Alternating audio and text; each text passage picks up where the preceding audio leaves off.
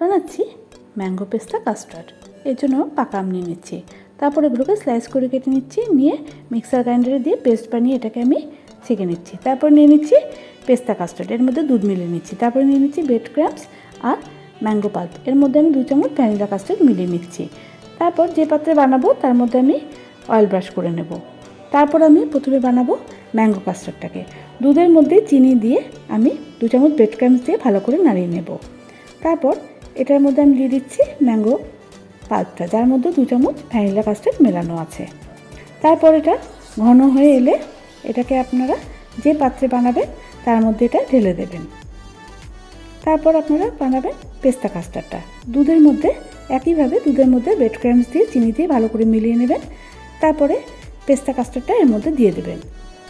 পেস্তা কাস্টার্ডটা আমি দুধের সাথে মিলিয়ে রেখেছিলাম। তারপর এটা ঘন হয়ে এলে ম্যাঙ্গো কাস্টার্ডের উপরে ঢেলে দেবেন এবং যে যেরকম ইচ্ছে সাজিয়ে নেবেন।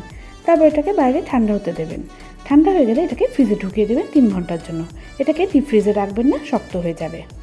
তারপর ঠান্ডা হয়ে গেলে একটা প্লেটের মধ্যে এটাকে উপর থেকে একটু বাড়ি মারলে এটা বেরিয়ে আসবে। তারপর এটাকে কাটলে এটার মধ্যে যেমন 2 রকমের কালার দেখা যাবে, তেমন 2 রকমের এর মধ্যে টেস্টও আছে, যেমন পেস্তা আর ম্যাঙ্গো। এটা বাড়িতে অবশ্যই বানাবেন, দেখবেন সকলের খুব ভালো লাগবে।